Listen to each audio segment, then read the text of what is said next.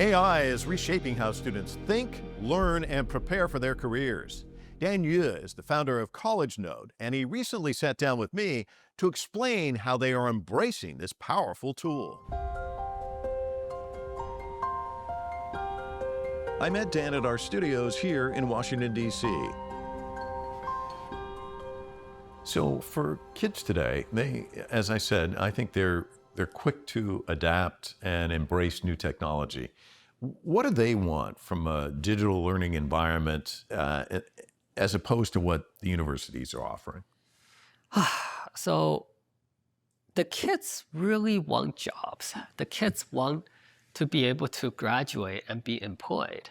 And the ability to use AI tools is a great asset in terms of employment, right? Believe it or not, employers do not care about your citation. They care about how fast you can get a job done, how fast you can write that memo accurately. Dan Ye is founder and CEO of CollegeNode, a company that consults and advises corporations and higher ed institutions on how to survive in the age of artificial intelligence. So you've worked at the intersection of education and technology for quite a while. How would you describe the landscape here in the United States in terms of adaptation and China? Well, I think in education, the biggest disrupting force right now is artificial intelligence.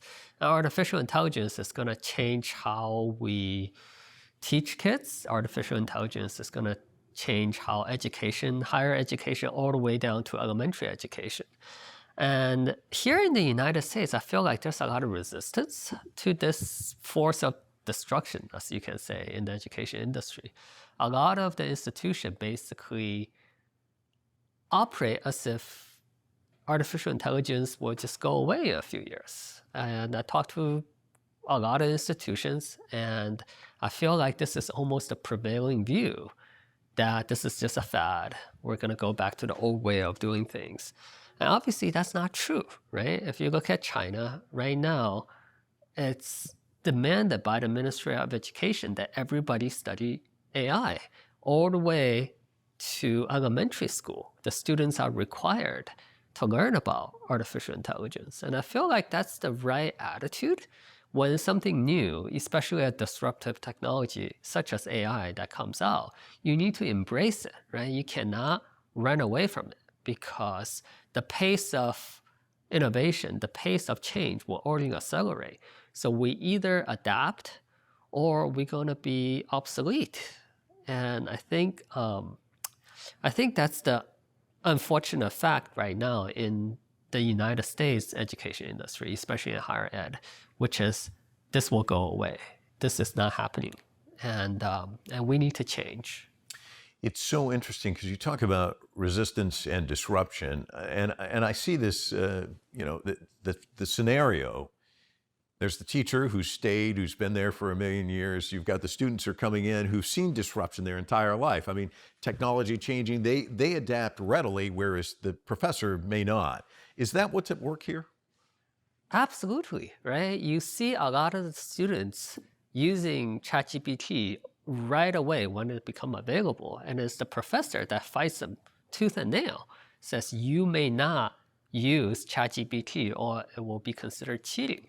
And that is the opposite approach of what you're supposed to do, right? These young people need to learn to master AI, not having their professor penalizing them for it. So, I mean, I went to college. I have a degree in Shakespearean literature. So I spent 4 years undergrad, 3 years in law school to become a really good writer. But right now, I don't write my own stuff. I write a skeleton and I let ChatGPT write it, and then I basically just touch up on it. It's much faster. Now, I went to school for 7 years for this, and it's becoming obsolete, the ability to write really well. A lot of things that we're teaching in college right now are becoming obsolete, and we need to adapt and catch up with the changing world instead of sticking to the old ways of doing things. Colleges and universities in the U.S. experienced a 15% decline in enrollment between 2010 and 2021, making these institutions more aware of the need for student retention and satisfaction. What would you say to those professors that really are concerned about this? Because, they've got students who are basically just, it's the machine that's doing the work for them. Okay, well, the right approach is to teach the student how to use it well, right? The right approach is to teach the student after ChatGPT come out with the content, you need to fix it up to make sure it's accurate, to make sure it's reflect what you want to do, rather than fighting it. Again, a lot of the professor, when a technology come out that threaten their jobs, it is very natural to actually point to something to say, hey, look, this thing is BS. It's not good. I mean, obviously, when ChatGPT 3 first came out, it has a lot of flaws. It's only been 2 years, and the amount of progress has been made is just astonishing. And these professors want to have their job for the next 20 years? These institutions want to have their job for the next 150 years? No, right? Like, you need to provide value to the student. The students are the customers, and we need to give the customer what they want. Primarily, the customer today want is a job, right? They spend an exorbitant amount of money going to these higher education institutions. You need to be able to justify that the money they spent will be, returned in multiple fold. And right now, I'm afraid that a lot of higher education institutions cannot justify that. And the default position is to go back and demonize the new innovation. And I think this is very unproductive and even harmful to a lot of the students that are attending these institutions. You talk about how you engage with universities and this resistance. Is that one of the things they talk about? I mean, what are you hearing on their end? I know you hear, look, we've been here forever, we're going to be here forever, which is kind of like just putting blinders on. But what are some of the concerns that they raise with you?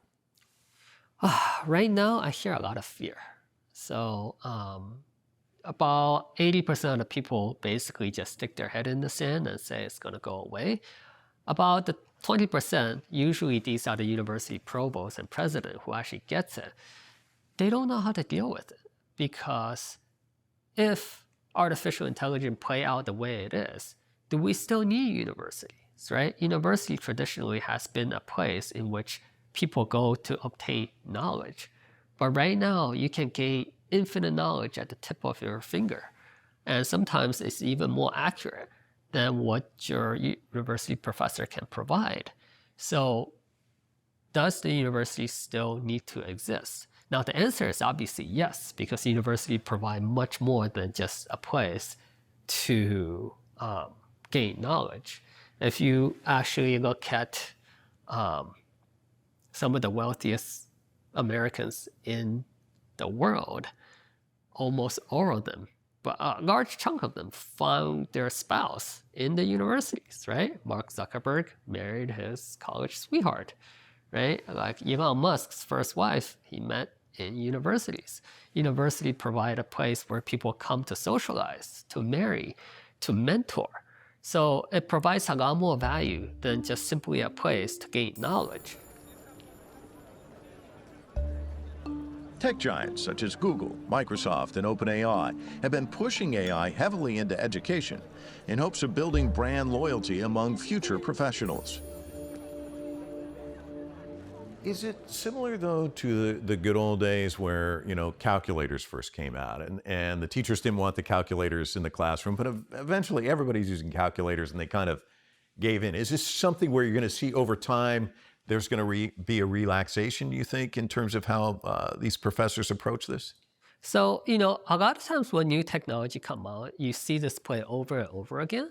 And I assure you that AI will be integrated into education one way or the other. The difference is that the pace of innovation is accelerating so fast, and artificial intelligence is such a disruptive technology that if you don't adapt to artificial intelligence, the whole institution will collapse, right? If you cannot justify to the student the value proposition that you offer them, why would they spend $60,000 a year attending these schools when they get a negative return on investment or even a harmful return on investment, right? If you prohibit students from using or learning artificial intelligence, this is harmful to them in the long run.